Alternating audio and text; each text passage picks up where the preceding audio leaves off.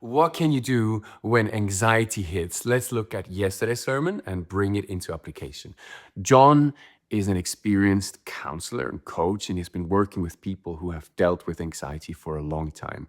And so he has brought a lot of experience into this conversation. I'm just going to give you a short, like rundown of his preaching. If you need to know more, please watch the live stream. Go to the C3 Zurich YouTube channel, click on live, and then watch the last one. That's called Peace Over Panic. So here is the main verse that he preached on in Philippians 4. Here's in verse 6 what Paul says: do not be anxious about anything, but in every situation, by prayer and petition, with thanksgiving, present your requests to God, and the peace of God, which transcends all understanding, will guard your hearts and your minds in Christ Jesus. Okay, do not be anxious about anything only works if we read it correctly. This is the wrong reading. Do not be anxious.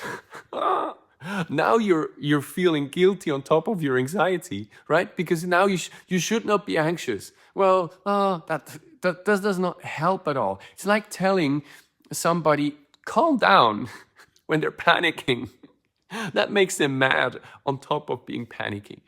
No, so why does Paul says, do not be anxious about anything? Well, he experienced anxieties. He did. Jesus experienced anxieties.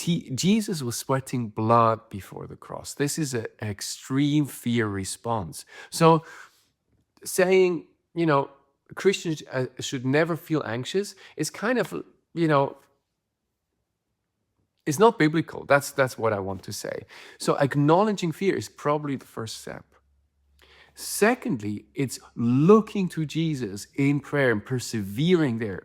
So the verbs that come now are this: by prayer and petition, with thanksgiving, present your requests to God. And that's a transition basically from prayer, petition, thanksgiving. There's a trajectory. If you persevere in prayer, what you do is you unload your weights and you present them to God, and you have this divine exchange from his yoke that is light and easy to casting your cares on him.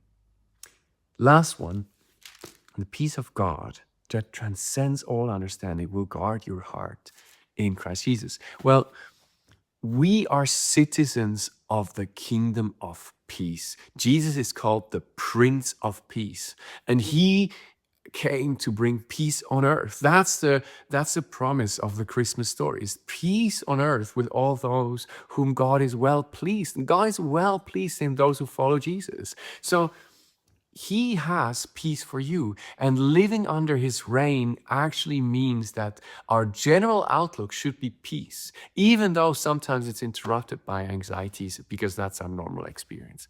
So I've talked to a guy yesterday who got baptized, and he said, you know what? I've put my fears under the cross of Jesus. Jesus died for my fears. So I'm not afraid to stand for my faith, and I'm not afraid to stand for the change that I'm going through. My fears are under the lordship of Jesus. That is, I think, so powerful if we can submit ourselves, even in those things that we are afraid of. Because what we're afraid of, we ultimately, there's an awe, right? It could damage us. But the fear of the Lord is basically a way to put your fears into the perspective of who really has the power. All right, practical application. I think we need to start with the body as Christians. Live healthily, move. Movement actually helps get rid of anxieties. Do the things that are healthy and good for your body. People who are constantly in a state of alarm will experience anxiety at some certain points, obviously. Secondly, look after your soul. You're made of a soul. So do the things that actually are good for your soul. Watch your screen time. And lastly, the spirit. That's what Paul mainly talks about here.